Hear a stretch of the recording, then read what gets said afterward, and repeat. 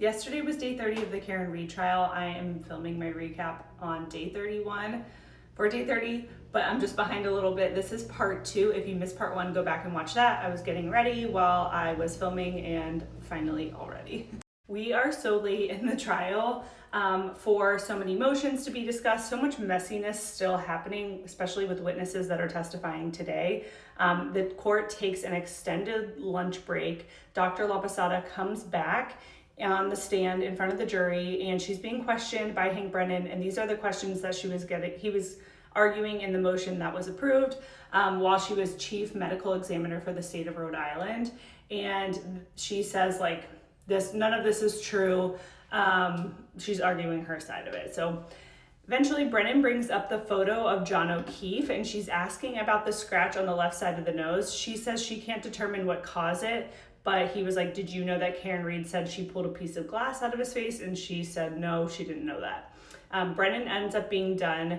Jackson has a few more questions. He shows the photos of the x-ray that were done that we have really never seen before. He came in with those big x-ray files. The judge asked, do you have these on a USB drive? He wants to be able to hold up these in evidence for his closing arguments, I'm guessing. So he wants these big things in evidence.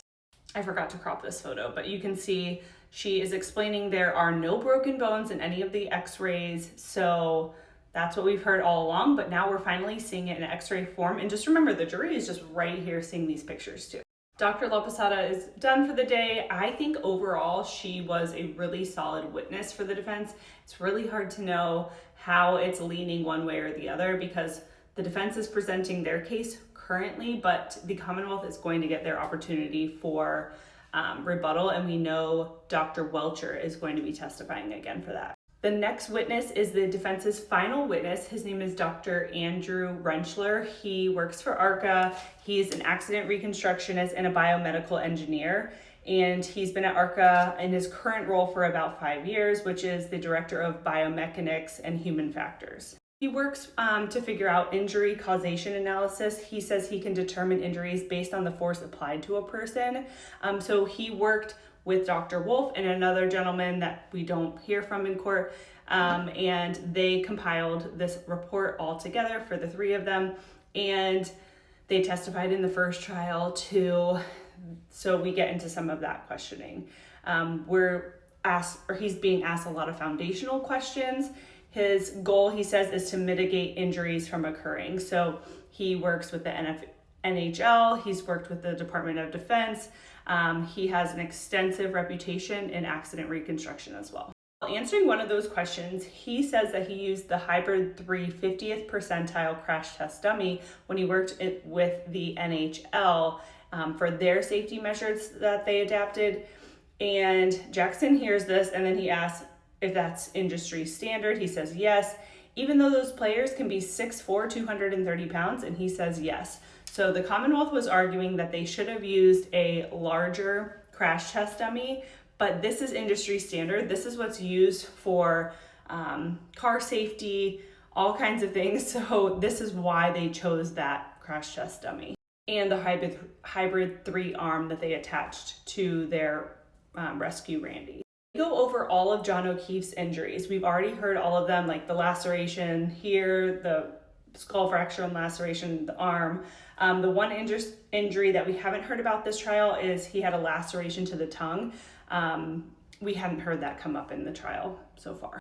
He says that in February of 2024, he wrote a report. He was not hired by the defense. He doesn't work for an insurance company. He wasn't hired by an insurance company.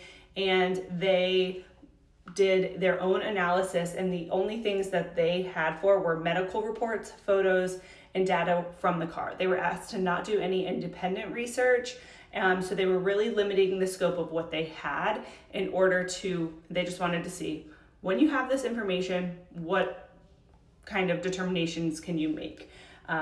He says that a 1,400 to 1,600 pounds of force can cause the type of occipital fracture that John O'Keefe had.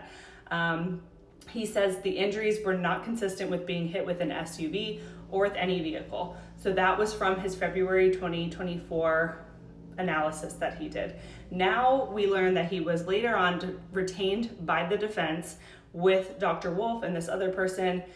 They received more information from the defense. He listed everything. He received a 140-page report from Judson Welcher, who is the Commonwealth expert from Aperture, and that's where they really end court for the day. At the end of the day, the judge kind of does a little housekeeping stuff to let the jury know that they are on schedule and they are dismissed. Then while the attorneys are there and they're still on the record, she says they're trying to figure out scheduling, and the Commonwealth says that they will be done with Dr. Rentschler tomorrow. They'll need about 2 to 3 hours for their rebuttal case.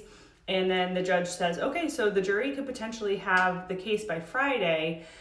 They still have to do all of their jury instructions, charging, stuff that they do to give the case to the jury. There was a lot of messiness with this, the first trial. So I can imagine that the defense is really going to pay attention. Oh my God, what is that? The jury form, I think is what they had, was really confusing for the jury last trial. So I can imagine that they're going to want to spend more time on this.